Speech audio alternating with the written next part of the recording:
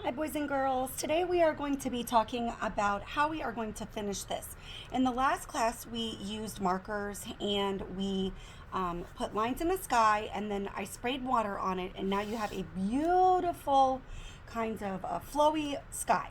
But we want to add colors to ours now to change how it looks. Okay, so we're going to take it from just the water in the sky and now add some colors to it to make it look more like the Aurora Borealis or Northern Lights.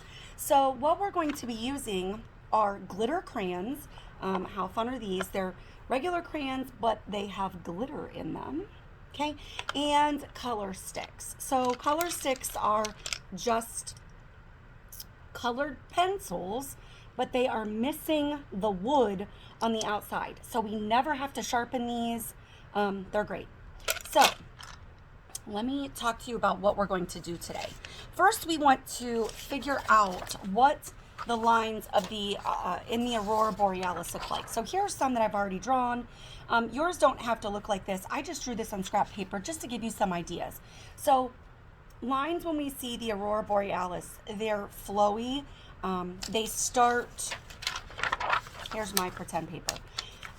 They normally start somewhere near the horizon line, and that's the line that separates our sky from our land, and they kind of squiggle upward and outward. But they can also swirl, okay? So they don't have to look all the same. They might have some swirls in them as well. So let's see, maybe I'll make a swirly kind of shape here. Now I'm just drawing this with a pencil right now. I don't want you to do that. I just want to be able to show you an example of what this kind of looks like. Okay, so what I've done, I've got a piece of paper here. This is my pretend one, and my goal is to kind of put these ideas up here on my paper, but I'm going to use the color that I want to use. So let's say for my first one, I want it to be like a neon kind of bright green color. So I'm going to think about the shapes and where I want them. And I think for the first one, I'll start here and I don't know, make a squiggly line upward. Okay, squiggly line upward. Now, when I look at the Aurora Borealis, what I'm noticing is, and I'm going to come back to this one, the lines for the Aurora Borealis kind of go up and down.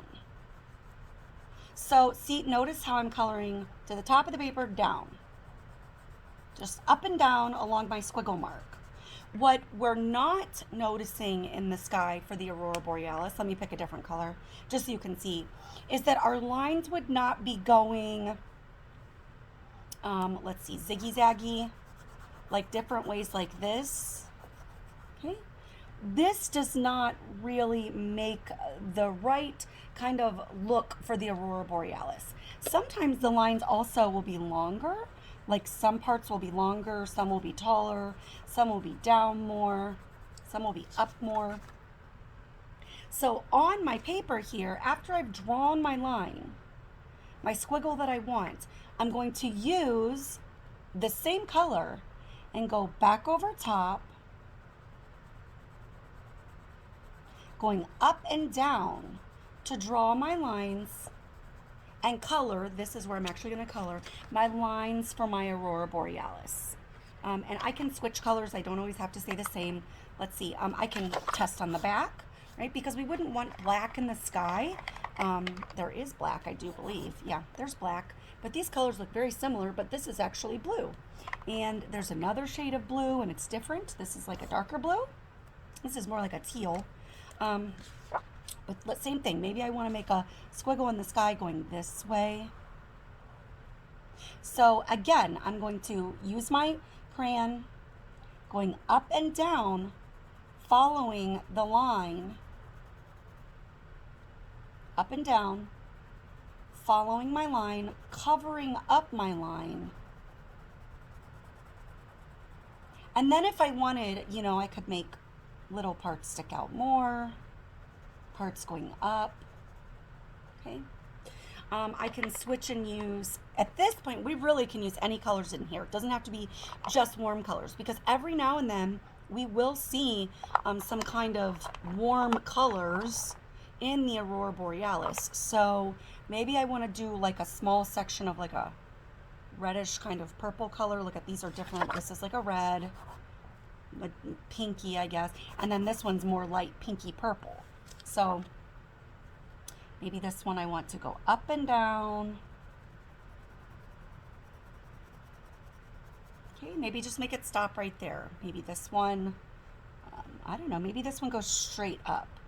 Again though, my crayon lines go straight up and down. Okay, so what you're going to not see here, what you're not seeing, is that I'm covering the whole thing. We still want to see some of our awesome paint behind. But if you have a spot that's very white and you don't find it had a lot of color there, cover it up. Now down here, we can also use our glitter crayons and our color sticks to add more details. So these are really great for down below. Maybe I would like to add green lines to my evergreen trees, my pine trees. Maybe I want it to look more realistic and I would like to go back over and add some, add some brown into my evergreen trees. Notice I'm just going back and forth. Maybe, now when we looked at the Aurora Borealis, we know that it's nighttime. So I could use black like this, or black like this. Let me make sure this is actually black. Yep. And, okay, let's see. And I can rub and make my snow. So we know how to rub. We've done it many times now. We just did it with our snow people. I can rub. Okay. That was really quick and easy. I can add shadows behind my hill by pressing a tiny bit harder on the edge. Or if you think that's really hard, ooh, that turned out nice. I could use my black crayon and just add a little shadow there. Okay, I could add a shadow behind this hill, a little shadow behind this hill. I could go over top of my lines if I wanted them a little bit thicker.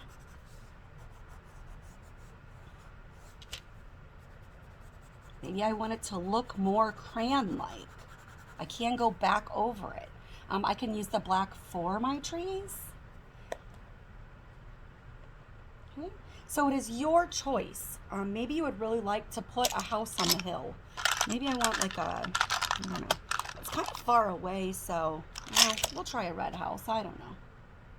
Little red house way back there on the hill. Now think about the size of your house compared, since it's super far away, compared to the size of my trees. Should probably be a little bit bigger. Okay. Maybe I want a teeny tiny little door on my house. I might need a pencil for that. And that's okay, you can use your pencil. You see my little house, okay? So this is our goal. Add details using glitter crayons and color sticks.